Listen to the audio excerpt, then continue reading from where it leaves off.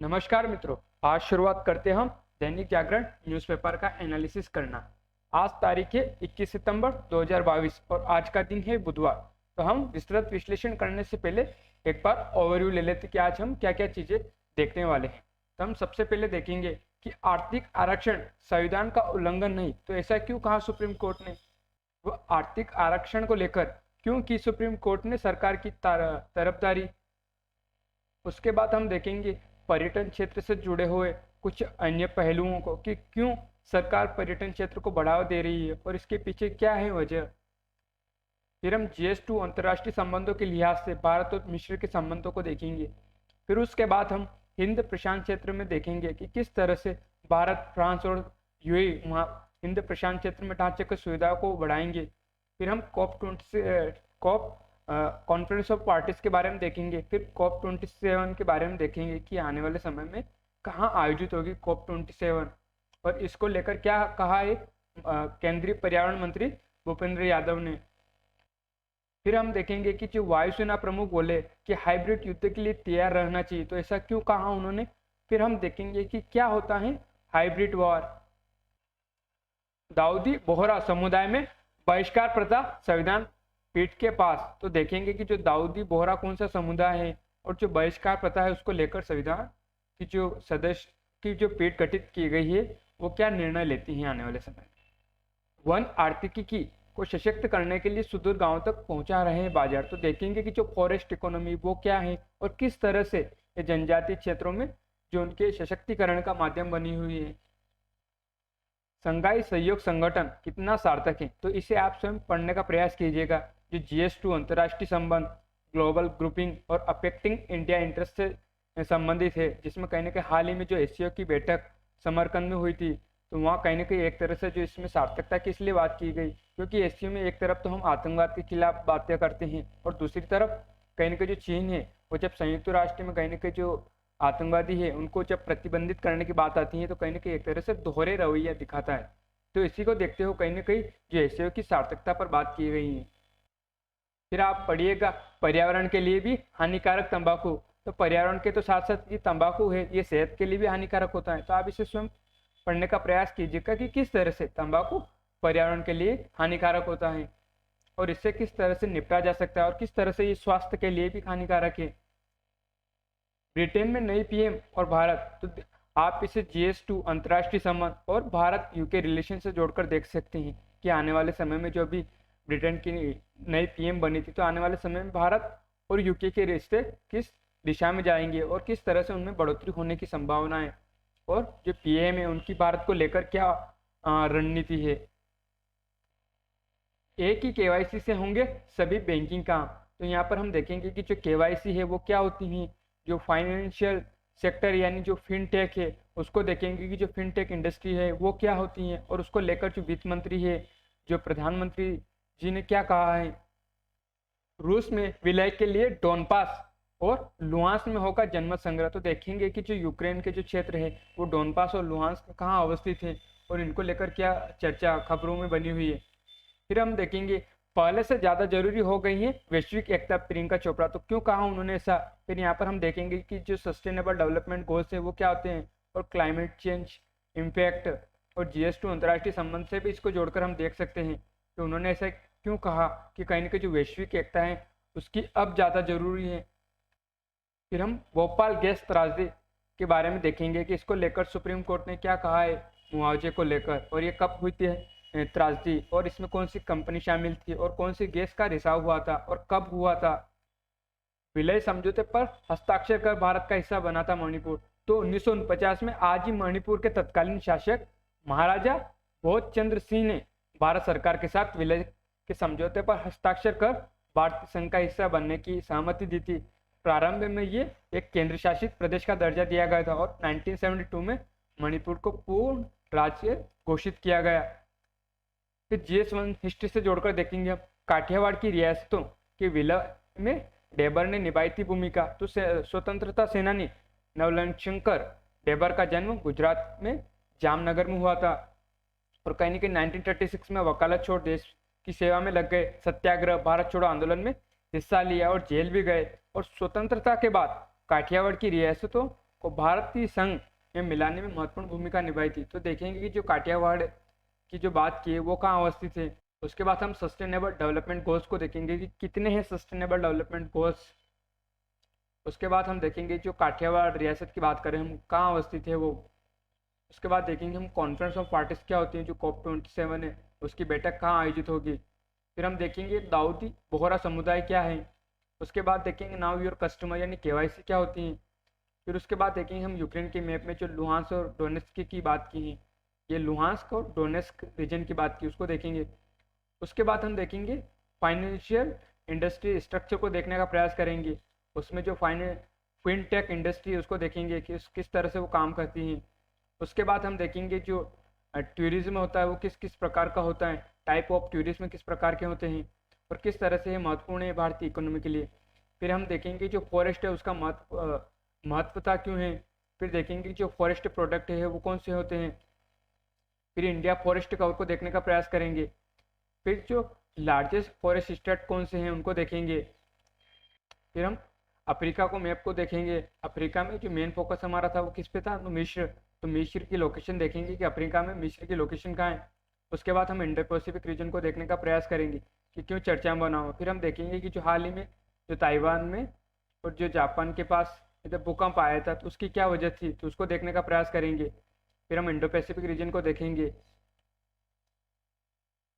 फिर उसके बाद हम इंडो पैसिफिक क्षेत्र की कुछ आइलैंड्स हैं उनको देखने का प्रयास करेंगे। फिर हम देखेंगे फंडामेंटल राइट्स को देखेंगे। फिर हम जो हिमाचल प्रदेश है उसका मैप देखेंगे, जहाँ हाल ही में जो कहीं ना कहीं जो पर्यटन को लेकर जो बैठक हुई थी। तो इस तरह से ये हमारे चर्चा के विषय रहेंगे। तो अब हम शुरुआत करते हैं हमारी पहली खबर से। आर्थिक आरक्षण संविधान का उल्लंघन नहीं। तो पहले तो हम देख लेते कि इसको किससे जोड़ेंगे। पहले तो GS2 राज्य व्यवस्था संविधान से जोड़ सकते हैं, संविधान से संबंधित मुद्दों से जोड़कर देख सकते हैं। तो केंद्र सरकार ने सुप्रीम कोर्ट में की EWS आरक्षण की तरफदारी। तो केंद्र सरकार ने आर्थिक रूप से कमजोर वर्ग यानी EWS के लिए नौकरियां और उच्च शिक्षण संस्थानों में प्रवेश में 10% आरक्षण का प्रावधान करने वाले कानून की तरफदारी करते हुए मंगलवार को कहा कि यह आरक्षण का एक नया प्रकार है जो SC, ST और OBC आरक्षण से अलग है। यह SC, ST और OBC आरक्षण को कम या खत्म नहीं करता, यह भिन्न श्रेणी है और आरक्षण की अधिकतम 50% सीमा का हनन नहीं करता, इसलिए संविधान के मूल ढांचे का उल्लंघन का सवाल ही नहीं उठता है। तो जिनमें कहीं ना कहीं जो ये EWS को लेकर जो कहीं ना कहीं एक तरह से याचिका दायर की गई थी, जिसमें कहीं ना कहीं जो EWS आरक्षण का जो प्रावधान करने वाला 103वें संविधान संशोधन कानून को एक तरह से चुनौती दी गई थी। यह कानून संविधान के अनुच्छेद 14 में दिए समानता के अधिकार का उल्लंघन नहीं करता है और इस अधिकार का उल्लंघन तब होता है जब दो समान श्रेणियों के साथ अलग अलग व्यवहार होता है, लेकिन यह ऐसा नहीं है। SC, ST और OBC के लिए आरक्षण का प्राविधान करने वाले संवैधानिक उपबंधों और अनुच्छेदों का हवाला दिया और उन्होंने नौकरी, प्रोन्नति में आरक्षण, विधानसभा, पंचायत आदि की सीटों में आरक्षण से जुड़े प्रावधानों का उल्लंघन यानी एक तरह से उल्लेख किया है। तो कहीं ना कहीं ये अटॉर्नी जनरल ने अपनी ओर से कहा है। और के वेणुगोपाल अटॉर्नी जनरल ने क्या कहा, तो SC, ST को आरक्षण का भरपूर लाभ मिल रहा है, उन्हें नौकरी व प्रोन्नति में आरक्षण, विधानसभा, पंचायत आदि की सीटों पर भी आरक्षण प्राप्त है। तो 15वीं के ये आधार है। तो 15वीं के क्या आधार थे, तो आरक्षण की अधिकतम 50% सीमा का हनन नहीं करता, SC, ST व OBC आरक्षण को कम या खत्म नहीं करता, अनुच्छेद 14 में दिए समानता के अधिकार का उल्लंघन नहीं करता और सामान्य वर्ग में बहुत गरीब वर्ग के लिए एक सकारात्मक कदम है। तो इस तरह से हमको देखना है जिसके 15वीं के आधार क्या रहे थे। केंद्र सरकार ने सुप्रीम कोर्ट की जो EWS आरक्षण है उसकी तरफदारी की है, तो उसके पीछे इन्होंने अपने तर्क दिए हैं। तो इस तरह में हमारे एग्जाम पर्सपेक्टिव से देखना है कि जो संविधान संशोधन था जो 103वां, उसको चुनौती क्यों दी गई है, उसके पक्ष में क्या तर्क है, उसके विपक्ष में क्या तर्क है और जो सुप्रीम कोर्ट ने इसका क्या निर्णय दिया। तो हम देखते हैं कि आने वाले समय में जो सुप्रीम कोर्ट इसको लेकर और क्या अपने निर्णय देता है। तो हम जो यहाँ पर जो फंडामेंटल राइट्स की बात की है उसको देख लेते हैं कि वो किस अनुच्छेद से संबंधित है। तो आवर फंडामेंटल राइट्स, तो राइट टू इक्वलिटी यानी आर्टिकल 14 से 18, फिर राइट टू फ्रीडम और ऑफ एक्सप्रेशन, तो आर्टिकल 19 से 22। फिर उसके बाद राइट अगेंस्ट एक्सप्लॉयटेशन, तो आर्टिकल 23 एंड 24। फिर आता है right to freedom of religious, article 25 से 28 के बीच में। Culture and educational rights, article 29 and 30। And right to constitutional remedies, article 32। 6 fundamental rights in India, तो राइट टू इक्वलिटी, तो राइट टू इक्वलिटी आर्टिकल 14 से 18 तक। Prohibit the inequality on the basis of caste, religion, place of birth, race and gender. It insure equal rights of all citizens. फिर right to freedom, this rights article 19, 20, 21 से और 22 are freedom of speech, freedom of expression, freedom of movement through the territory of our country, freedom to practice any profession, freedom to reside in any part of the country. However, this right have their own restriction. तीसरा है right against exploitation, तो right against exploitation article 23 and article 24. तो condemns human trafficking, child labor, forced labor, making it an offense punishable by law. फिर चौथा है right to freedom of religion, तो article 25 से लेकर 28 के बीच में बात की। It guarantees religious freedom and ensure secular states in India. All people have freedom of consciousness and right to preach, practise and propagate any religious of their choice. Fundamental rights 5 है, तो culture and educational rights, तो article 29 and 30। Culture rights protect the right of culture, religious or linguistic minorities by enabling them to conserve their heritage and protect the against discrimination. Educational rights ensure education for every irrespective of their caste, gender, religious or remedies to constitutional right to constitutional remedies, तो right to constitutional remedies article 32 से 35 के बीच में बात की गई है। empower the citizen to move to a court of law in case of any denial of the fundamental rights, यानी किसी भी अगर फंडामेंटल राइट्स का उल्लंघन होता है तो आप आर्टिकल 32 के तहत सीधे सुप्रीम कोर्ट में याचिका दायर कर सकते हैं। ये कल्चर यानी एक तरह से सांस्कृतिक और शैक्षणिक अधिकार है। ये फ्रीडम ऑफ रिलीजन, और ये राइट अगेंस्ट शोषण यानी शोषण के खिलाफ अधिकार, राइट टू फ्रीडम और राइट टू इक्वलिटी यानी समता का अधिकार। तो इस तरह से हमें एक ओवरव्यू लेना था। अब यहाँ पर जो इंग्लिश है वो एक तरह से सिंपल इंग्लिश है, जिसे आप स्वयं भी पढ़ने का और समझने का प्रयास कीजिएगा, क्योंकि कहीं ना कहीं हमें थोड़ी सी और थोड़ी मिनिमम इंग्लिश आनी चाहिए ताकि हम जो इंग्लिश पेपर है उसको भी क्वालिफाई कर सकें। अब देखते हैं हम अगली खबर को। 2047 तक देश को पर्यटन क्षेत्र में अग्रणी बनाने की तैयारी में केंद्र, तो GS3 इंडियन इकोनॉमी से जोड़कर देख सकते हैं। तो कहीं ना कहीं जो केंद्र सरकार है वो कोरोना काल में पटरी से उतरे पर्यटन क्षेत्र को रफ्तार देने के लिए केंद्र ने कहीं ना कहीं जो मंगलवार को धर्मशाला घोषणा पत्र के जरिए एक तरह से हुंकार भरी है, जिसमें 2047 तक देश को पर्यटन क्षेत्र में अग्रणी बनाने का वादा किया गया है। इससे पर्यटन क्षेत्र में लगभग 14 करोड़ नौकरियों की सृजित होगी।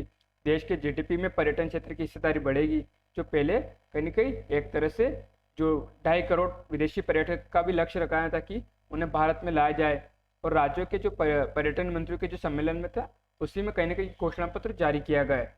तब हम देखते हैं जो पर्यटन क्षेत्र से जुड़ी कुछ बातों को। तो हम देख सकते हैं कि जो टाइप्स ऑफ टूरिज्म कैसे होते हैं।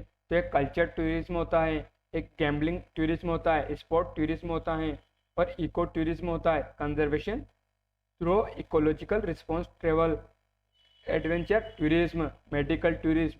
तो इन सब की संभावना कहीं ना कहीं भारत में है। तो इसी को देखते हुए कहीं ना कहीं जो ये बैठक हुई थी, तो इसी में जो पर्यटन क्षेत्र उसकी संभावना पर बातचीत की गई है कि किस तरह से हमारे भारत में विविधता है, माउंटेन्स है, मेडिकल टूरिज्म यानी सबसे सस्ती कहीं ना कहीं जो स्वास्थ्य सुविधाएं उपलब्ध कराता है, स्पोर्ट टूरिज्म में अपार संभावना है, कहीं ना कहीं जो इको टूरिज्म है। तो भारत में विविध तरह के एक तरह से इको टूरिज्म बन सकते हैं। सुंदरवन डेल्टा से, जो रेगिस्तान से थार के, और कहीं ना कहीं एक तरह से मैदान है, विलेज टूरिज्म की बातें की गई हैं। तो इसी को देखते हुए जैसे सांस्कृतिक टूरिज्म, तो भारत में अनेक संस्कृति हैं, अनेक विविधता हैं। तो इसी को देखते हुए इसकी संभावना पर बातचीत की गई, कैसे भारत आने वाले समय में एक टूरिज्म हब बनकर उभर सकता है। और कहीं ना कहीं और टूरिज्म सेक्टर का एक महत्व इसलिए भी है क्योंकि कहीं ना कहीं एक तरह से ये जो डायरेक्टली और इनडायरेक्टली अनेक लोगों को रोजगार मुहैया कराता है। दूसरा है कि जब विदेशी पर्यटन भारत में घूमने आते हैं तो इससे कहीं ना कहीं जो विदेशी मुद्रा भंडार है उसमें भी बढ़ोतरी होती है, जिससे कहीं ना कहीं जो हमारा फॉरेन रिजर्व है उसका कहीं ना कहीं हम अन्य चीज़ों में इस्तेमाल कर सकते हैं। और कहीं ना कहीं एक तरह से जब हमने रोजगार की बात की तो इससे कहीं ना कहीं बेरोजगारी कम होती है, और बेरोजगारी कम होने के साथ साथ ही कहीं ना कहीं जो टूरिज्म है उससे जो कल्चर है, जो इंडिया का कल्चर है वो विदेशों में फैलता है, जिससे कहीं ना कहीं जो भारत की सॉफ्ट पावर है वो भी बढ़ती है। अब यहाँ दिखाया हो कि टाइप ऑफ ट्रेवलर्स, तो eco tourist, leisure tourist, religious tourist, sport and recreation tourist, backpacking of और यूथ टूरिस्ट, और special interest tourist, health and medical tourist, business tourist, तो एजुकेशनल टूरिस्ट, एडवेंचर टूरिस्ट, और कल्चर टूरिस्ट, और incentive tourist. तो यहाँ हम देख सकते हैं कि किस तरह से सांस्कृतिक है, एडवेंचर है, एजुकेशनल है, बिजनेस है, हेल्थ है, मेडिकल, और कहीं कहीं स्पोर्ट्स है, रिलीजियस है, और इको टूरिज्म है। तो वही एक तरह से अभी हमने जिसकी बात की थी उसको थोड़ा और विस्तारित में बताया गया है। अब बढ़ते हैं अगली खबर पर। हिंद प्रशांत क्षेत्र में ढांचागत सुविधाएं बढ़ाएंगे भारत, फ्रांस और यूए। तो GS2 अंतर्राष्ट्रीय संबंध और अफेक्टिंग इंडियाज इंटरेस्ट। तो कहीं ना कहीं जो पिछले हफ्ते भारत की यात्रा पर आई फ्रांस की विदेश मंत्री कैथरीना कोलोना ने एक अहम बयान दिया था कि हिंद प्रशांत क्षेत्र की कूटनीतिक क्रांति का भारत अगुवा है और फ्रांस इस क्षेत्र में हर कदम पर भारत के साथ हैं। हिंद प्रशांत रणनीति के बीच बेहतर सामंजस्य बनाने के लिए जो रणनीति को अहम अंतिम रूप देने के लिए कहीं ना कहीं जो भारत है, फ्रांस है, यूएई आपस में मिलकर बातचीत कर रहे हैं कि किस तरह से आने वाले समय में जो हिंद प्रशांत क्षेत्र है उसकी महत्ता बढ़ने वाली है। तो तीनों देश मिलकर किस तरह से जो हिंद प्रशांत में छोटे छोटे देश है उनकी बुनियादी ढांचा है उनको विकसित किया जा सके, ताकि जो चीन का बढ़ता वो वर्चस्व है, जो विस्तारवादी नीति है उसको रोका जा सके, और हिंद प्रशांत क्षेत्र में जो किसी देश का जो वर्चस्व है उसे रोका जा सके। वहाँ पर जो अंतर्राष्ट्रीय नियम है, कायदे कानून है उसके पालन सुनिश्चित किया जा सके। छोटे देशों को कहीं ना कहीं जो चीन के डेप्ट ट्रेड जो ऋण और कर्ज नीति है उससे बचाया जा सके। साउथ चाइना सी की बात करते हैं जिसमें कहीं ना कहीं 9 डेज लाइन की बात करते हैं, तो एक तरह से विवादित क्षेत्र तो चीन उसका दावा करता है कि हमारा क्षेत्र है, जिससे कहीं ना कहीं एक तरह से जो यातायात है वो बाधित होता है। दूसरा है कि इससे कहीं ना कहीं व्यापार पे भी प्रभावित पड़ता है। तो इसी को देखते हुए जो भारत फ्रांस हुई है आपस में इसी को लेकर बातचीत हुई है। तो हम देखते हैं कि जो इंडो पैसिफिक क्षेत्र है वो कहाँ पर व्यवस्थित है, तो ये इंडो पैसिफिक क्षेत्र यानी ये इंडियन ओशन और पैसिफिक ओशन। अब इसमें जो ये लाइन दिखाई दे रही है डॉटेड, तो अभी हमने देखा था कि हाल ही में जो ताइवान है वहाँ पर भूकंप आए थे, तो भूकंप आने की वजह से क्यों, क्योंकि कहीं ना कहीं ये क्षेत्र दिखाया हुआ है कि एक तरह से रिंग ऑफ फायर वाला क्षेत्र है, जहाँ कहीं ना कहीं जो इंडियन जो पैसिफिक प्लेट्स हैं और कहीं ना कहीं इधर यूरेशियन प्लेट है उन दोनों के बीच में कन्वर्जेंट होता है, जिससे कहीं ना कहीं यहाँ पर जो भूकंप है, ज्वालामुखी है, उनके आने की संभावना ज़्यादा रहती है। तो इसी को देखते हुए जो ये अभी हाल ही में खबरों में भी बना हुआ था कि क्यों ताइवान में भूकंप आया, तो हम उसका कारण बता सकते हैं कि इस वजह से ताइवान में जो भूकंप आए थे, क्योंकि जब दो प्लेटें टकराती हैं तो कहीं ना कहीं एक तरह से कन्वर्जेंट होता है और उसी से कहीं ना कहीं जो एनर्जी रिलीज होती है, तो उसी को देखते हुए यहाँ पर भूकंप आया था। ये इंडो पैसिफिक क्षेत्र का रीजन दिखाया हुआ, ये इंडियन ओशन और ये पैसिफिक ओशन, जिसमें मलक्का स्टेट दिखाई हुई है यहाँ पर, ये स्विच कैनाल, ये बाप अलमंडाब, ये स्टेट ऑफ हार्मुज, एक केप ऑफ गुड होप, और ये बे ऑफ बंगाल, ये अरब सागर, ये इंडियन ओशन, ये सुंडा स्टेट्स, ये लोम्बोक स्टेट्स, और ये प्रशांत महासागर गया, जहाँ कहीं ना कहीं एक तरह से जो इंडियन ओशन और पैसिफिक ओशन के बीच में कहीं ना कहीं एक तरह से जो आसियान की कंट्रीज अवस्थित हैं। और दूसरा जिसके हम साउथ चाइना सी की बात करें तो साउथ चाइना सी यहाँ पर अवस्थित है, जहाँ कहीं ना कहीं 9 डेज लाइन है। और इसकी जो इंडियन और पैसिफिक ओशन है इसकी जो इम्पोर्टेंस है लगातार बढ़ती जा रही है, क्योंकि कहीं ना कहीं एक तरह से एक तो इस क्षेत्र का कहीं ना कहीं व्यापारिक महत्व भी बहुत है, क्योंकि कहीं ना कहीं यहाँ से 80-85% जो व्यापार होता है कहीं ना कहीं इसी क्षेत्र से होकर होता है। दूसरा साउथ चाइना सी क्यों, क्योंकि खनिज संसाधनों से संपन्न है, इसलिए कहीं ना कहीं जो चीन है यहाँ पर अपना दावा करता है कि साउथ चाइना सी हमारा हिस्सा है, जिससे कहीं ना कहीं जो यहाँ की कंट्रीज है जैसे वियतनाम है, इंडोनेशिया है, फिलीपींस है, ब्रुनई है, उसके साथ उसके विवाद होते रहते हैं और ये क्षेत्र बोलता है कि ये हमारा क्षेत्र है। और दूसरा है कि जो चाइना है एक तरह से जो अंतर्राष्ट्रीय कानून है, नियमों है, उनका भी उल्लंघन करता है। और दूसरा है कि इनका रणनीतिक महत्व है, सामरिक महत्व भी है, तो इसी को देखते हुए जो क्षेत्र है हमेशा चर्चा में बना रहता है इंडो पैसिफिक क्षेत्र। इसमें एक जिप फाइल दिखाई हुई है कि ये इंडो पैसिफिक ओशन है, किरेबाती को दिखाया हुआ जिसकी जो चर्चा में बना हुआ था। तो इस तरह से ये एक और मैप है जिसमें कहीं ना कहीं जो सेशल्स है, कोकोस और इधर Christmas Island, Western Australia, Papua New Guinea, Philippines, Solomon Islands, ये French Polynesia, Great Barrier Reefs. तो इस तरह से हमको इसको मैप को देखना है।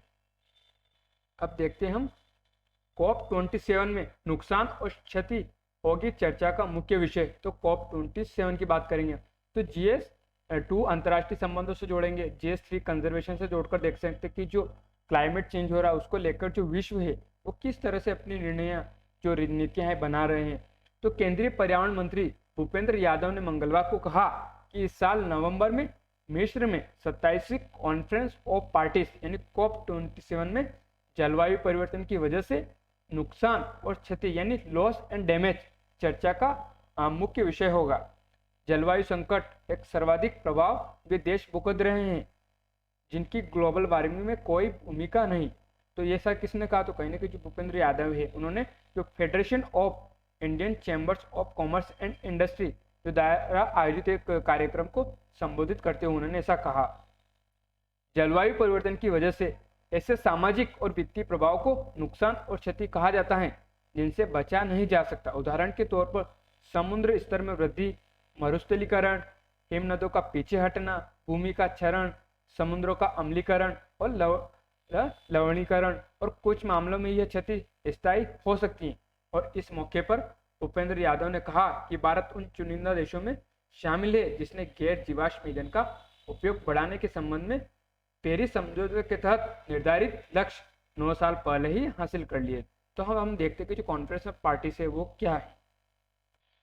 तो conference United nation climate change, तो कॉन्फ्रेंस ऑफ पार्टीज तो COP कन्वेंशन का सर्वोच्च निर्णय लेने वाला निकाय है। कन्वेंशन के अनुसार पक्षकार सभी राज्यों का COP में प्रतिनिधित्व किया जाता है जिस पर वे कन्वेंशन के कार्यान्वयन और किसी भी अन्य कानूनी उपकरणों की समीक्षा करते हैं जो COP अपनाता है, और संस्थागत और प्रशासनिक व्यवस्था सहित कन्वेंशन के प्रभावी कार्यान्वयन को बढ़ावा देने के लिए आवश्यक निर्णय लेता है। अभी यहाँ पर दिखाया है कि जो COP एक महत्वपूर्ण कार्य पार्टियों द्वारा प्रस्तुत राष्ट्रीय संचार और उत्सर्जन सूची की समीक्षा करना है, और सूचना के आधार पर COP पार्टियों द्वारा किए गए उपायों के प्रभावों और कन्वेंशन के अंतिम उद्देश्यों को प्राप्त करने में हुई प्रगति का आकलन भी करना है। और COP की जो पहली बैठक हुई थी वो मार्च 1995 में बर्लिन जर्मनी में आयोजित की गई थी। यहाँ पर दिखाया हुआ कि जो COP27 है उसकी जो लोकेशन है कहाँ होने वाली, तो इजिप्ट में होने वाली। तो कहीं ना कहीं अभी हम बात करेंगे जो इजिप्ट और भारत के रिश्तों के बारे में। और इससे पहले कहाँ हुई थी, तो ग्लासगो में हुई थी। तो United kingdom of great Britain, northern Ireland जहाँ ग्लासगो में हुई थी। तो ग्लासगो क्लाइमेट चेंज कॉन्फ्रेंस 2025 में कहाँ हुई थी, तो मैड्रिड में हुई थी। और जो पेरिस फ्रांस में COP26 की बैठक हुई थी, कहीं ना कहीं चर्चा में बना रहता है COP26 की बैठक कहाँ हुई थी, तो पेरिस और फ्रांस में हुई थी। तो इस तरह से हमको इसको देखना है। द्विपक्षीय रक्षा संबंधों को मजबूत करेंगे भारत मिश्र राजनाथ। तो GS2 अंतर्राष्ट्रीय संबंध और भारत मिश्र संबंधों से जोड़कर देख सकते हैं। तो रक्षा मंत्री राजनाथ सिंह ने मंगलवार को कायरो में अपने समकक्ष जनरल मोहम्मद जकी से मुलाकात की और दोनों देशों के बीच जो बायलैटरल जो डिफेंस संबंधों को और बढ़ाने पर बातचीत हुई। रक्षा सहयोग पर कहने के जो समझौता ज्ञापन पर भी हस्ताक्षर हुए हैं। दोनों देशों के बीच संबंधों को नई गति और समन्वय भी मिलेगा इस समझौते से। तो काहिरा अफ्रीका में भारत के सबसे महत्वपूर्ण व्यापारिक भागीदारों में से एक है और जो द्विपक्षीय व्यापार में काफी विस्तार हुआ, तो ऐसा राजनाथ सिंह ने कहा है। और कहीं ना कहीं जो दोनों देशों के जिन नेताओं ने सैन्य सहयोग को और विकसित करने, संयुक्त प्रशिक्षण, रक्षा सह उत्पादन पर ध्यान केंद्रित करने पर भी कहीं ना कहीं सहमति व्यक्त की है। तो अब हम देखते हैं जो इजिप्ट है उसकी लोकेशन कहाँ है और उसकी अफ्रीका में लोकेशन कहाँ है। तो ये इजिप्ट यानी इधर मेडिटेरियन सी से इसकी सीमा लग रही है, इधर रेड सी से इसकी सीमा लग रही है, इधर सूडान है, इधर लीबिया है और ट्रॉपिक ऑफ कैंसर इससे होकर गुजर रही है।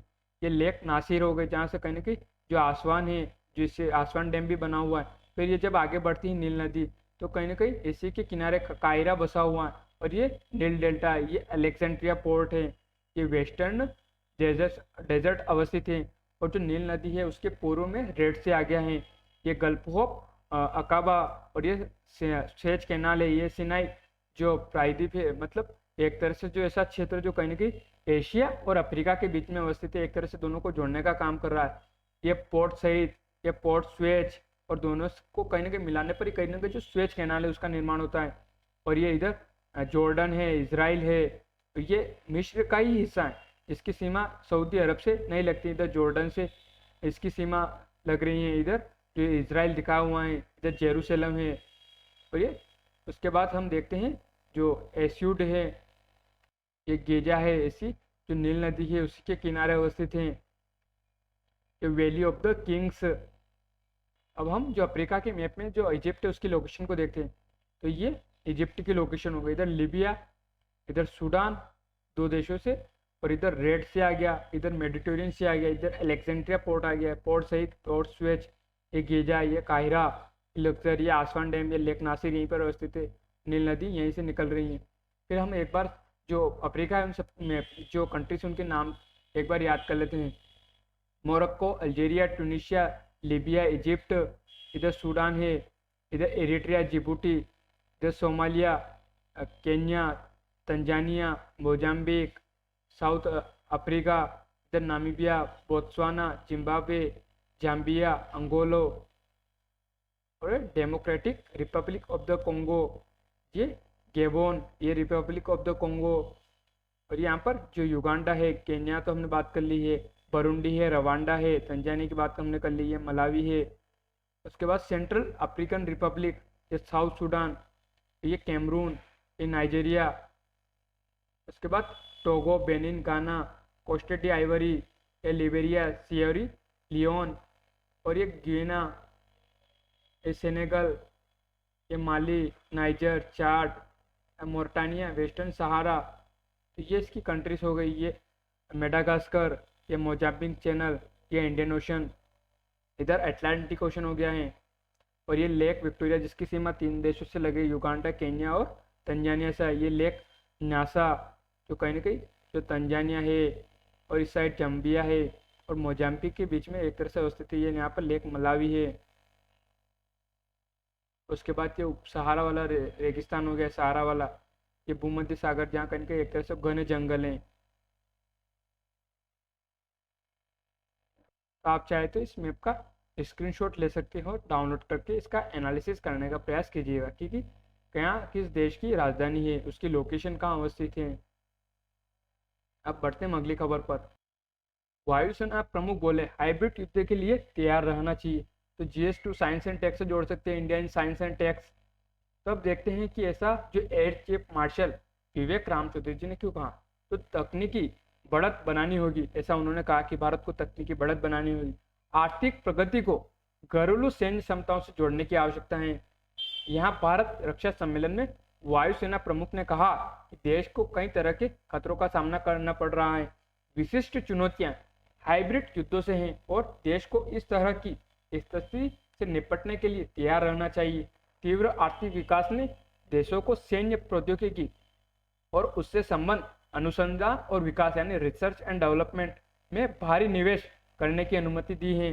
स्वदेशी अनुसंधान, हथियार व नेटवर्किंग के क्षेत्र में आत्मनिर्भर बनना होगा। यूक्रेन में चल रहे संघर्ष का प्रभाव दुनिया भर में महसूस किया जा रहा है और छोटे देश पहले से अति मुद्रास्फीति के कारण राजनीतिक और आर्थिक अस्थिरता का खामियाजा भुगत रहे हैं। पर इस माहौल में भी भारतीय अर्थव्यवस्था में मजबूती आई है। उन्होंने कहा कि आज के राजनीतिक परिदृश्य को देखते हुए भारतीय वायुसेना के लिए जो पारंपरिक, अपारंपरिक और गैर पारंपरिक डोमेन में अपनी क्षमताओं को बढ़ाना महत्वपूर्ण है। विभिन्न शक्ति केंद्रों द्वारा आर्थिक, टेक्नोलॉजी और सैन्य क्षेत्रों में कमजोर और खाली स्थानों में अपनी पहुंच बढ़ाने का प्रयास किए हैं। तो देख लेते हैं कि जो हाइब्रिड वार की बात की, तो वो हाइब्रिड वार क्या होता है। तो एक छद्म युद्ध है, यह सैनिक रणनीति है जिसमें परंपरागत युद्ध के साथ साइबर और मनोवैज्ञानिक युद्ध मिलकर लड़ा जाता है। और हाइब्रिड वार के तहत अफवाहें, भ्रामक खबरें फैलाई जाती है और नियमित ऐसा करते रहने से आम जन की जो सोच है उसको बदला जा सकता है और इंटरनेट मीडिया के वर्तमान दौर में ऐसा करना बेहद ही सरल है। तो ऐसा है, इसको लेकर इस तरह से कहा, यानी उन्होंने कहा है और हमने देख लिया कि जो हाइब्रिड वार है वो क्या होता है। तो बढ़ते हम अगली खबर पर। दाऊदी बोहरा समुदाय में बहिष्कार प्रथा संविधान पीठ के पास। तो देखते हैं कि जो किससे संबंधित है, तो हिस्ट्री से जोड़ सकते हैं, राज्य व्यवस्था से जोड़ सकते हैं। तो सुप्रीम कोर्ट की एक 5 सदस्यीय संविधान पीठ ने 11 अक्टूबर से इस बात पर सुनवाई करेगी कि जो दाऊदी बोहरा समुदाय में जो बहिष्कार की प्रथा संविधान के तहत संरक्षित है या नहीं। तो कहीं ना कहीं इसी में जो जस्टिस संजय किशोर कौल की अध्यक्षता वाली पीठ इस बात पर विचार करेगी कि Maharashtra protection of people from social boycott यानी prevention prohibition and redressal act 2016 के मामले में आने के बावजूद क्या दाऊदी बोहरा समुदाय में बहिष्कार की प्रथा जारी रह सकती है। तो इसी को देखते हुए ये खबर चर्चा में बनी हुई है। तो अब हम देख लेते कि जो दाऊदी बोहरा समुदाय है वो कौन है। तो दाऊदी बोहरा यानी दाऊदी बोहरा समुदाय इस्लाम की शिया इस्लामी इस्माइली शाखा के भीतर एक धार्मिक समुदाय है। उनकी सबसे बड़ी संख्या भारत, पाकिस्तान, यमन, पूर्वी अफ्रीका और खाड़ी देशों में रहते हैं, यानी खाड़ी देशों के राज्यों में रहती हैं। इस समुदाय की आबादी दुनिया भर में लगभग 10 लाख है। दाऊदी बोहरा शिया और सुन्नी दोनों होते हैं। तो यहाँ एक दिखाया हुआ कि पारंपरिक वेशभूषा में एक दाऊदी बोहरा परिवार। तो इस तरह से हमको इस खबर को देखना है कि ये चर्चा में क्यों बना हुआ है और आने वाले समय में सुप्रीम कोर्ट इसको लेकर क्या निर्णय देता है। वन आर्थिकी को सशक्त करने के लिए सुदूर गांव तक पहुंच रहे हैं बाजार। तो इसे जोड़ सकते हैं जीएस से, इंडियन इकोनॉमी से। GS1 social empowerment issue related to scheduled tribes. तो भारत के लगभग 1/4 भाग में प्राकृतिक संपदा से भरपूर वन है और इनके समीप बसे समुदाय के लिए वनोपज आजीविका का साधन है, लेकिन इसकी वाजिब कीमत नहीं मिलती। अब इस वन आर्थिकी को मजबूत करने के लिए Indian school of business Hyderabad ने नया बिजनेस मॉडल तैयार किया है। इससे रोजगार सृजन के साथ नारी सशक्तिकरण को भी बल मिलेगा। वनोपज पर ग्रामीणों के अधिकार से लेकर बड़ी कंपनियों में सही कीमत दिलाने तक इस परियोजना पर झारखंड, उड़ीसा और महाराष्ट्र और हिमाचल में काम चल रहा है, जिसमें कहीं ना कहीं जो मॉडल है उसमें कोई बिचौलिया नहीं होगा और कहीं भी उनको कम दाम मिलने की कोई शिकायत नहीं होगी, क्योंकि जो कंपनियां हैं सीधे जो इन वनोपज है उनसे जुड़े जो लोग हैं उनसे सीधा माल करेगी, खरीदेगी, जिससे बिचौलिए की आवश्यकता नहीं होगी। वन अधिकार की बात की गई है तो कहीं ना कहीं जो एसोसिएट प्रोफेसर है ISB के, उन्होंने कहा कि वन आर्थिकी की सुधारने की जरूरत है कि ग्रामीण समुदाय वनों के मालिक बने और वन अधिकार अधिनियम, लेकिन अभी ग्रामीणों को 3 विभागों में भटकना पड़ता है। अब महिलाओं को प्रशिक्षण देंगे, तो ऐसा उन्होंने कहा है कि हम महिलाओं को प्रशिक्षण देंगे, बड़ी कंपनियां उन तक लेकर आएंगे और मार्केटिंग सिखाएंगे और सरकार ऋण देगी, जंगल से रोजगार निकलेगा और अभी कच्चा माल बेचने पर ध्यान है, इसके बाद उत्पादन बनाकर भी बेचेंगे। तो इसी तरह से हमको देखना है कि जो फॉरेस्ट इकोनॉमी है वो क्या होती है। तो इकोनॉमिकल इम्पोर्टेंस ऑफ फॉरेस्ट को देखते हैं। तो टिम्बर, तो wood used for commercial purpose like for making furniture and other items like boats, bridge and other day to day use. Fuel, wood एक तरह से जो वुड है is used as a fuel for cooking and other purpose for poor people. Raw material for wood based industry, तो forest provide raw material for various wood based industries like paper and pulp, sports goods and furniture, माचिस box. फिर उसके बाद हम देखते हैं कि जो फॉरेस्ट प्रोडक्ट है वो कौन से, तो टिम्बर, ये लुम्बर वुड्स, ये बांस, ये मेडिकल हर्ब्स या प्लांट्स, ये हनी शहद, रबर, ये फंगाई, कहीं ना कहीं इनका खाद्यान्न में वो इस्तेमाल किया जाता है। और यहाँ पर दिखाया हुआ है एक तरह से जो मसाले दिखाए हुए हैं, ये कार्डेमम, इलायची। तो इस तरह से हमको देखना है, बीज है। तो इस तरह से जो फॉरेस्ट प्रोडक्ट है वो क्या होते हैं। अब इंडिया फॉरेस्ट कवर को देखते हैं हम। तो वेरी डेंस फॉरेस्ट, कहीं ना कहीं एक तरह से यहाँ पुडुचेरी दिखाया हुआ है जहाँ सबसे डेंस वेरी डेंस फॉरेस्ट है। उसके बाद आता है मॉडरेट डेंस फॉरेस्ट, तो कहीं कि जो ग्रीन कलर में वहाँ एक तरह से मॉडरेट डेंस फॉरेस्ट है, या दंडकारण्य वाला क्षेत्र हो गया। और यहीं पर कहीं ना कहीं जो नक्सली क्षेत्र है यानी एक तरह से जो वारदातें हैं, जो नक्सलिज्म की बात करते हैं हम, तो कहीं ना कहीं जो माओवाद है वो सबसे ज़्यादा यहीं पर क्यों है। तो यहाँ हमको जैसे वनों से भी नज़र आ रहा है कि कहीं ना कहीं एक तरह से जो उनका आवास होता है वो कहाँ होता है, तो वो एक तरह से जंगलों में होता है। तो इसी को देखते हुए एक दूसरा है कि यहाँ पर जो विकास की जो अवस्था है वो भी निम्न स्तर की है। फिर ओपन फॉरेस्ट, फिर स्क्रब, फिर नॉन फॉरेस्ट। तो दिखा हुआ कि कहीं ना कहीं जो मतलब राजस्थान वाला क्षेत्र, तो वहाँ पर जो फॉरेस्ट है वो अनुपस्थित है। जो व्हाइट कलर में दिखा है वहाँ पर फॉरेस्ट, जैसे जम्मू कश्मीर लद्दाख वाले क्षेत्र में तो वहाँ पे भी फॉरेस्ट नहीं है। तो इस तरह से आप इस मैप का एनालिसिस कीजिए कि कहाँ पर फॉरेस्ट अवस्थित है। फिर हम देखते हैं कि जो top 10 largest forest state cover 2019 की रिपोर्ट के अनुसार, तो सबसे ज़्यादा दिखाया हुआ कि जो सबसे ज़्यादा फॉरेस्ट है, लार्जेस्ट फॉरेस्ट, तो मध्य प्रदेश में दिखाया हुआ, उसका एरिया दिखाया हुआ। फिर उसके बाद अरुणाचल प्रदेश को दिखाया हुआ है। फिर उसके बाद छत्तीसगढ़ वाले क्षेत्र को दिखाया हुआ, फिर उड़ीसा वाले क्षेत्र को, फिर महाराष्ट्र वाले क्षेत्र को दिखाया हुआ है। तो इस तरह से आप इस मैप का भी एनालिसिस कीजिए कि किस क्षेत्र में सबसे ज़्यादा जो फॉरेस्ट एरिया है और किस में सबसे कम है, और कम होने की वजह क्या है, वहाँ उसको आप विकास के साथ भी जोड़कर देखिए कि पारिस्थितिकी और पर्यावरण का और विकास से क्या संबंध है। तो अब देखते हैं हम अगली खबर पर। एक ही केवाईसी से होंगे सभी बैंकिंग काम, तो जीएसटी फाइनेंशियल सेक्टर से जोड़ सकते हैं, इंडियन इकोनॉमी से तो है ही संबंधित। तो वित्त मंत्री सीतारमण ने कहा कि सरकार के इस कदम से वित्तीय सुरक्षा होगी सुनिश्चित। तो वित्त मंत्री निर्मला सीतारमण ने कहा कि आने वाले समय में सभी वित्तीय संस्थाओं के लिए एक ही केवाईसी यानी नो योर कस्टमर करने की जरूरत है। एक ही केवाईसी होने से वित्तीय सुरक्षा सुनिश्चित होगी।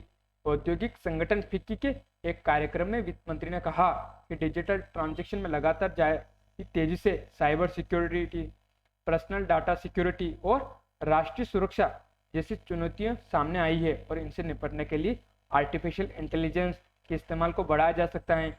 एआई के इस्तेमाल से डिजिटल ट्रांजैक्शन में होने वाली धोखाधड़ी को पकड़ने में भी मदद मिलेगी। और उन्होंने बताया कि national payments corporation of India अगले 5 साल में यूपीआई से रोजाना 1 अरब ट्रांजैक्शन का लक्ष्य रखा है, और इस साल जुलाई में महीने में यूपीआई यानी यूनिफाइड पेमेंट इंटरफेस से 6.28 अरब ट्रांजैक्शन के जरिए 10.62 लाख करोड़ रुपए का लेन देन भी हुआ है। वित्त मंत्री ने कहा कि डिजिटल लेन देन में भारी बढ़ोतरी से विदेशी निवेशक भारत के फिनटेक में निवेश करने में बड़ी दिलचस्पी दिखा रहे हैं। तो ये तो हमने बात कर ली। अब ये हमें इस तरह से एग्जाम पर्सपेक्टिव से देखना है कि जो डिजिटल इकोनॉमी की बात करते हैं, तो डिजिटल इकोनॉमी क्या है, किस तरह से आने वाले समय में जो डिजिटल इकोनॉमी बढ़ेगी और उसके सामने क्या चुनौतियां हैं, उनका कैसे समाधान निकाला जा सकता है, किस तरह से जो आर्टिफिशियल इंटेलिजेंस से उससे जो बैंकिंग व्यवस्था उसको और मजबूती की जा सकती है, जो धोखाधड़ी है उसको रोका जा सकता है। और यहीं पर कहीं ना कहीं जो वित्त मंत्री ने जलवायु परिवर्तन को लेकर भी जो वित्तीय व्यवस्था के बारे में विकसित देशों पर कटाक्ष करते हुए कहा कि इस मसले पर बोलने से नहीं करके दिखाना होगा। दुनिया भर में जलवायु परिवर्तन हो रहा है और बारिश का जो सिस्टम है वो बदल रहा है।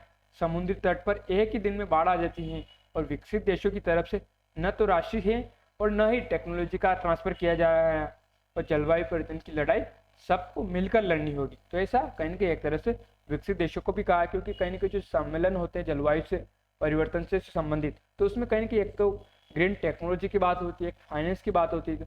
तो अभी तक कहीं ना कहीं वो बातें ही हो रही है, उनको कहीं ना कहीं जो धरातल पर अभी तक लागू नहीं किया गया, तो उसी को देखते हुए उन्होंने कटाक्ष किए हैं। और यहीं कहीं ना कहीं जो नई कृषि तकनीक को प्रोत्साहित कर रही है सरकार। तो केंद्रीय जो कृषि मंत्री है नरेंद्र सिंह तोमर ने कार्यक्रम में कहा कि सरकार है नई कृषि तकनीक को प्रोत्साहित कर रही है। इसमें उत्पादन लागत में कमी, उत्पादन में वृद्धि, किसानों को उनकी उपज का बेहतर मूल्य मिलना सुनिश्चित होगा।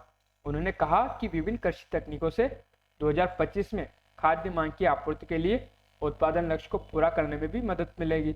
उन्होंने कहा कि कृषि क्षेत्र कई चुनौतियों का सामना कर रहा है, इसमें रकबे में कमी, प्राकृतिक आपदा प्रमुख है। तो प्राकृतिक आपदा में जैसे हाल ही में हमने देखा है कि जो मानसून की जो परिवर्तनता ने कहीं ना कहीं एक तरह से जो उत्तर भारत के क्षेत्र है वहाँ एक तरह से जो सूखे जैसी स्थिति खड़ी कर दी, और कुछ दक्षिण के राज्यों में एक तरह से सामान्य से अधिक बारिश होने से कहीं ना कहीं जो दालों की फसलें हैं उनका जो रकबा है वो घटा है। इसको देखते हुए कहीं ना कहीं जो खबरें महत्वपूर्ण होती है कि जलवायु परिवर्तन को लेकर क्या कहा है, नई कृषि तकनीक के लेकर सरकार की क्या योजना है।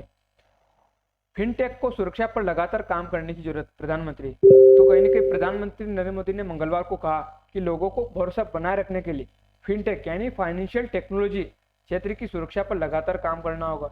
जो ग्लोबल फिनटेक पोस्ट में अपने संदेश में कहा उन्होंने कहा कि समावेश के लिए नवाचार हमारा मंत्र रहा है।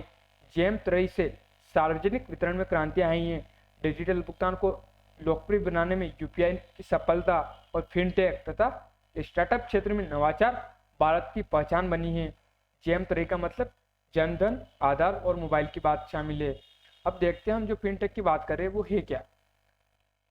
तो यहाँ दिखाया हो कि जो फिनटेक इंडस्ट्री स्ट्रक्चर, फिनटेक का मतलब फाइनेंशियल टेक्नोलॉजी इंडस्ट्री सेक्टर, जिसमें कहने के जो मोबाइल वॉलेट्स हैं, पेटीएम गेटवे हैं, ऑनलाइन लैंडिंग है, कार्ड एक्सेप्टेंस है, क्रेडिट रेटिंग है, बिल एंड रिचार्ज है, इंश्योरेंस है, कैपिटल मार्केट है, इन्वेस्टमेंट है, इन्वेस्टमेंट मैनेजमेंट। तो ये सब कहीं के एक तरह से जो सेगमेंट्स होते हैं किसके, फिनटेक के, जिसमें ग्रोथ ड्राइवर्स बताए हुए हैं। ये टेक्नोलॉजिकल डेवलपमेंट में कहीं जो cloud based solution, big data analysis, advance security solution, और इसका जो मार्केट ट्रेंड्स को दिखाया हुआ कि इंक्रीजिंग ऑनलाइन सेल्स, और कहीं का जो एस्टिमेट दिखाया हुआ है यहाँ पर जो penetration of mobile and internet.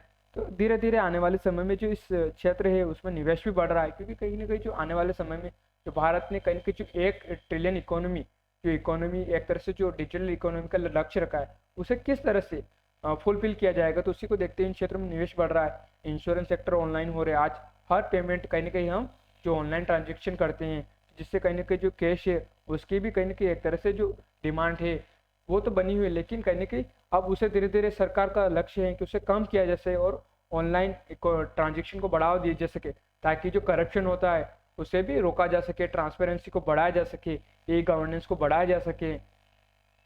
तो इस तरह से हमको देखना है। यहाँ पर दिखाया हुआ जो फिनटेक इंडस्ट्री, जिसमें कहने के जो fintech innovation, peer to peer payments, digital wallets, digital money, direct payment, personal data protection, digital signature, future of money, digital loans. तो एक तरह से पिक्चर में आप इस पिक्चर का एनालिसिस करने का प्रयास कीजिएगा कि पिक्चर कहना क्या चाह रही है। अभी हमने बात की है, अब देखते हैं हम अगली खबर पर। रूस में विलय के लिए डोनबास और लुहांस में होगा जनमत संग्रह। तो हम देखते हैं कि जो क्षेत्र है वो कहाँ पर अवस्थित है, जिनमें कहीं ना कहीं जो रूस समर्थित अधिकारियों ने मतदान कराने का आग्रह किया है। तो ये यूक्रेन का मैप हो गया, जिसकी सीमा कहीं ना कहीं एक तरह से Russia, Belarus, Poland, Slovakia, Hungary, Romania, Moldova से लगती हैं। इसकी ब्लैक सी से सीमा लग रही है, सी ऑफ अजोव, यहाँ पर कर्च स्टेट अवस्थित है, क्रीमिया, और ये नीपर नदी जहाँ पर कहीं जेपोरिजिया कीव के किनारे अवस्थित हैं, और ये जो लुहांस्क का डोनेस्क क्षेत्र ये यहाँ पर अवस्थित हैं। और ये यूक्रेन का अन्य मैप, जिसमें डोनेस्क रीजन, ये लुहांस्क रीजन दिखाया हुआ है, ये मारियोपोल जो बंदरगाह हैं जो सी ऑफ अजोव में स्थित है, ये रशिया वाला क्षेत्र हो गया जहाँ कहीं ना कहीं जो जनमत कराने की बात चल रही है। तो इस तरह से हमको इसको मैप को देखना है। पहले से ज़्यादा जरूरी हो गई है वैश्विक एकता, प्रियंका चोपड़ा। तो GS3 से जोड़ सकते हैं, sustainable development goals, climate change impact. GS2 अंतर्राष्ट्रीय संबंध से जोड़कर देख सकते हैं। तो संयुक्त राष्ट्र महासभा के 2022 सतत विकास लक्ष्य मूवमेंट के उद्घाटन सत्र में जो कहीं ना अभिनेत्री ने कोविड-19 महामारी, जलवायु परिवर्तन, गरीबी जैसे ज्वलंत वैश्विक मुद्दों पर चर्चा की है। जब SDG यानी सस्टेनेबल डेवलपमेंट गोल्स को हासिल करने के लिए दुनिया के पास 8 वर्षों से भी कम समय बचा है, क्योंकि 2030 तक कहीं ना कहीं हमें SDG है उनको प्राप्त करना है। तो संयुक्त राष्ट्र बाल कोष यानी यूनिसेफ की सद्भावना दूत प्रियंका ने कहा कि हमारी दुनिया में सब ठीक नहीं है, संकट अचानक नहीं आते, लेकिन उन्हें योजना के जरिए ठीक किया जा सकता है। तो यहाँ पर हम सस्टेनेबल डेवलपमेंट गोल्स की बात करेंगे। तो संयुक्त राष्ट्र के अनुसार सस्टेनेबल डेवलपमेंट गोल्स गरीबी को समाप्त करने, ग्रह की रक्षा करने, जनजीवन को बेहतर बनाने की दिशा में आगे बढ़ाने की एक सार्वभौमिक पहल है। इसके 17 लक्ष्यों को वर्ष 2015 में संयुक्त राष्ट्र के सभी सदस्य देशों ने एजेंडा 2030 के हिस्से के रूप में अपनाया था। तो अब हम देखते हैं कि जो SDG है वो सस्टेनेबल डेवलपमेंट गोल्स तो कितने हैं, 17 है। पहला क्या है कि नो पॉवर्टी, दूसरा है जीरो हंगर, तीसरा है good health and wellbeing, quality education, gender equality, clean water and sanitation, ये छठा है। सातवां है अफोर्डेबल एंड क्लीन एनर्जी, आठवां है decent work and economic growth 9वां है, इंडस्ट्री इनोवेशन एंड इंफ्रास्ट्रक्चर 10वां है, रिड्यूस इनइक्वलिटी 11वां है, सस्टेनेबल सिटीज एंड कम्युनिटीज और 12वां है, रिस्पॉन्सिबल कंजप्शन एंड प्रोडक्शन 13वां है, क्लाइमेट एक्शन 14 है, लाइफ बिलो वाटर 15 है, लाइफ ऑन लैंड 16 है, piece justice and strong institution और 17 है, पार्टनरशिप फॉर द कॉज। तो मेन है एक क्लाइमेट एक्शन का जो 13 नंबर का है, नो पावर्टी 1 नंबर का है, जीरो हंगर दूसरे नंबर का है और गुड हेल्थ एंड वेलबींग तीसरे नंबर का है। तो इस तरह से हमें देखना है कि कौन से नंबर पर कौन सा जो गोल्स है वो रखा गया है, क्योंकि प्रीलिम्स में डायरेक्ट प्रश्न बनता है कि जो एसडीजी का जो दूसरे नंबर का गोल है वो कौन सा है, तो जीरो नंबर वाला है। तो इस तरह से हमें ध्यान रखना है। भोपाल गैस त्रासदी से में मुआवजे पर रोक स्पष्ट करे सुप्रीम कोर्ट, तो जीएस2 जिस तरह से जोड़ सकते हैं। तो सुप्रीम कोर्ट ने मंगलवार को केंद्र सरकार से भोपाल गैस त्रासदी से संबंधित एक याचिका पर रोक स्पष्ट करने के लिए कहा। न्यायालय ने सरकार से पूछा कि क्या वह पीड़ितों को मुआवजा देने के लिए अमेरिकी स्थित यूनियन कार्बाइड कॉरपोरेशन की उत्तराधिकारी कंपनी से 7,844 करोड़ रुपए की मांग करने वाली अपनी याचिका पर आगे बढ़ना चाहती हैं। तो इसी को देखते हैं कि जो 2 और 3 दिसंबर 1984 को मध्य रात्रि को यूनियन कार्बाइड कारखाने से जहरीली गैस मिथाइल आइसोसाइनेट गैस रिसने के बाद 3,000 से अधिक लोग मारे गए थे और 1.02 लाख से अधिक प्रभावित हुए थे। जिन लोगों की जान बची वे जहरीली गैस के कारण बीमारी का शिकार हो गए और वे पर्याप्त मुआवजे और उचित चिकित्सीय व्यवस्था के लिए लंबे समय से संघर्ष कर रहे हैं। तो केंद्र ने मुआवजा राशि बढ़ाने के लिए दिसंबर 2010 में सुप्रीम कोर्ट में याचिका दायर की थी। तो इससे देखना है, क्योंकि कहीं ना कहीं जो प्रीलिम्स है उसमें प्रश्न बनते हैं यहाँ से कि जो कंपनी कौन सी थी जो भोपाल गैस त्रासदी हुई थी उसमें कौन सी गैस लीकेज हुई थी, कब हुई थी। तो इसी को देखते हुए ये खबरों में बनी हुई है। तो भी हमने जैसे काठियावाड़ की बात की थी, तो काठियावाड़ को देखते हैं हम।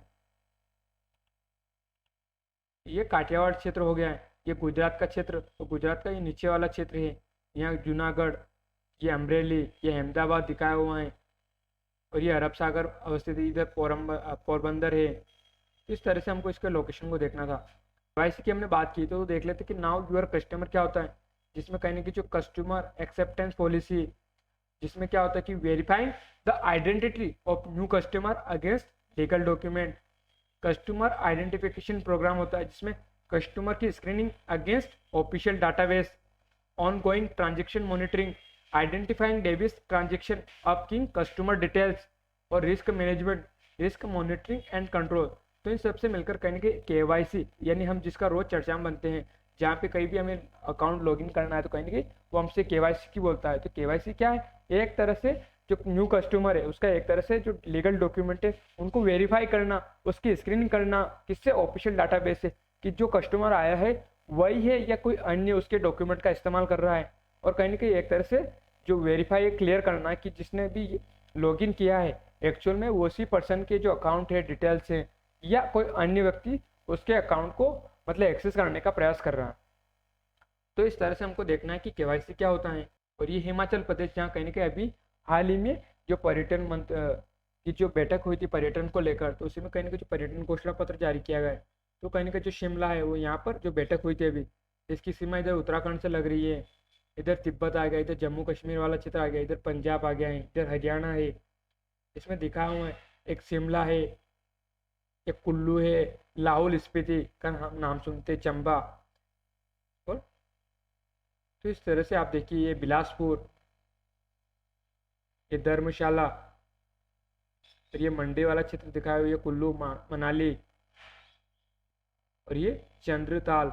ये अन्य मैप है किसका, हिमाचल प्रदेश का ही, जिसमें पार्वती पर्वत दिखाया हुआ है, रंगरिक रेंज, ये शिमला, ये सतलज नदी आ रही है, ये गोविंद सागर रिजर्वर कहाँ है, तो हिमाचल प्रदेश में अवस्थित है। ये चिनाब नदी जा रही है हिमाचल प्रदेश से होकर, ये रावी नदी जा रही है, ये पोंग टेम लेक व्यास नदी पर अवस्थित है, तो कहाँ है, तो हिमाचल प्रदेश में अवस्थित है। और यहाँ पर एक तरह से जो क्षेत्र दिखा हुआ है एक तरह से पूरी तरह से जो पर्वतीय क्षेत्र अवस्थित हो गया, यहीं पर कहीं ना कहीं हिमालय क्षेत्र है, मतलब हिमालय जो पर्वत श्रेणी है वो अवस्थित है। ये जम्मू कश्मीर, ये पंजाब, हरियाणा, उत्तराखंड, इसकी सीमा लग रही है। तो इस तरह से हमको इसको मैप को देखना है। तो हम एक बार गूगल मैप में देखते हैं हिमाचल प्रदेश को। हिमाचल प्रदेश, पंजाब, हरियाणा, जम्मू कश्मीर, जो तिब्बत वाला क्षेत्र आ गया ऊपर की साइड, ये व्यास नदी, ये गोविंद सागर जो सतलज नदी पर अवस्थित है, ये चिनाब नदी होकर निकल रही है।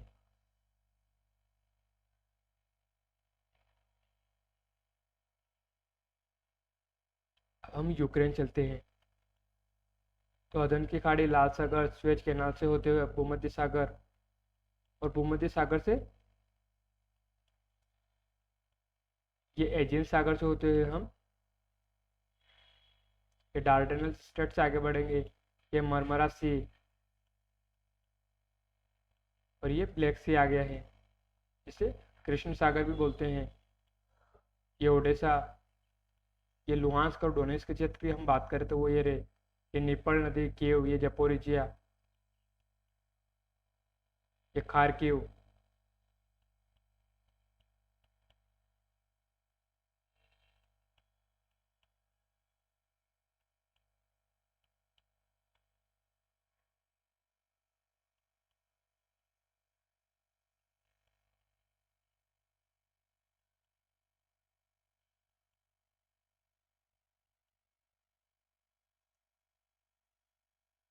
और ये यहाँ पर कच्छ स्टेट आ गई है, अजो सागर और ब्लैक सी के बीच में।